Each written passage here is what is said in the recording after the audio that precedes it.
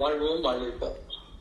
காமம் வெகுளி மயக்கம் மூன்று நாமம் கெடும் நோயின்ற நோய் எது? பிறவி நோய். மூணு விஷயம்தான். காமம் வெகுளி மயக்கம் 3 பட்டியலுக்குள்ள கொண்டுட்டார். காமம்னா நிறைய இருக்குது, சாதாரணமான விஷயம் இல்ல. நம்ம குடும்ப வாழ்க்கையே காமம் தான்.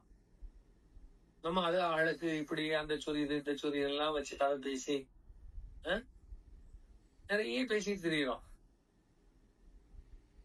வெகுளி சாதாரண ரொம்ப வெகுளியா இருந்தாங்க. வெகுளினா என்ன?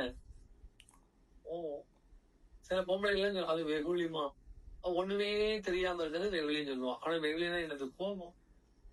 வாயை துரத்துக்குன்னா அவ்வளவுதான் கோவம்னு சொன்ன மாதிரி. ஆணும் பெண்ணும் கோபம் எல்லாருக்கும் வரும். நான் என்ன சொல்லுன்னா கோபம் வரணும், அது ஒரு குணம்.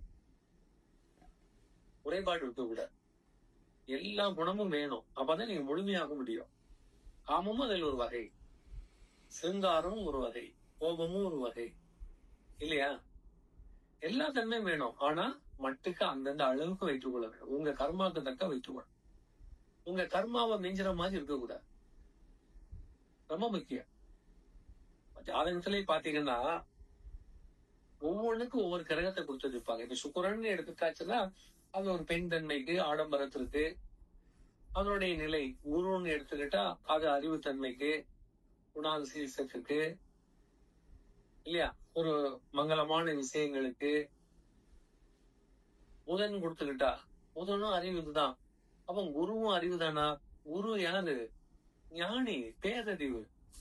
புதன் யாரு? சாதாரண அறிவு, பட்டறிவு. அப்ப ஒவ்வொன்றுக்கும் ஒவ்வொரு கிரகங்கள் ஒரு பார்வை கொடுத்துருக்கலாம். அப்ப எல்லாத்தையும் எல்லா கிரகமும் பார்க்காம விடாது. நீ நான் கடக ராசியில பிறந்திருக்கேன்னு உடனே மத்த ராசியெல்லாம் பார்க்காதுன்னு கிடையாது. கடகராசி சப்போர்ட் இருக்கும், மத்த கிரகங்களும் பார்க்கும்போது அந்த நேரங்களும் அடி விழும். நல்லது கிடைக்கும், கெட்டது வரும். எல்லாத்துக்கும் ஒவ்வொரு குணம் இருக்குது.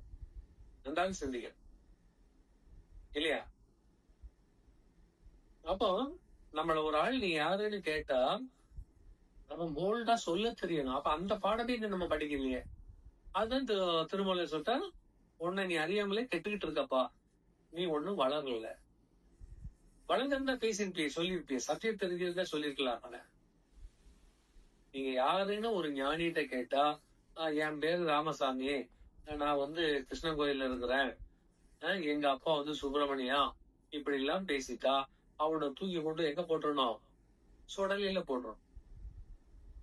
புதைக்க வேண்டியதுதான், இல்ல எரிக்க வேண்டியதுதான். அவன் மண்ணுக்கே சொந்தக்காரன். விண் சிந்தனை எத்தணும். நம்மள்ட்ட விண் சிந்தனை ஓடணும்.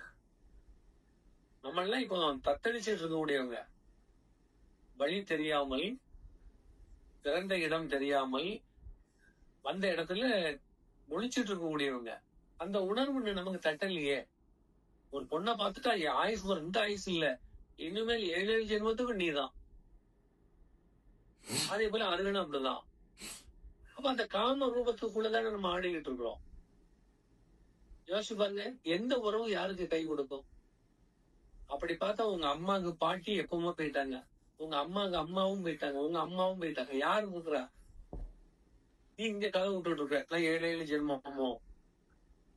அந்த பொய்ய மனசுல விதைக்கும் போது மனம் பொய்யா தானே போகும். நிலத்துல என்ன விதை போடுறீங்களோ அதுதானே வரும். நீ நல்லவனா கெட்டவனா அந்த கேள்விக்கு முதல்ல என்ன விதைக்கப்பட்டிருக்கிறது உன்கிட்டங்கிறது நீ தேடும். அதுவே எனக்கு தெரியலையே.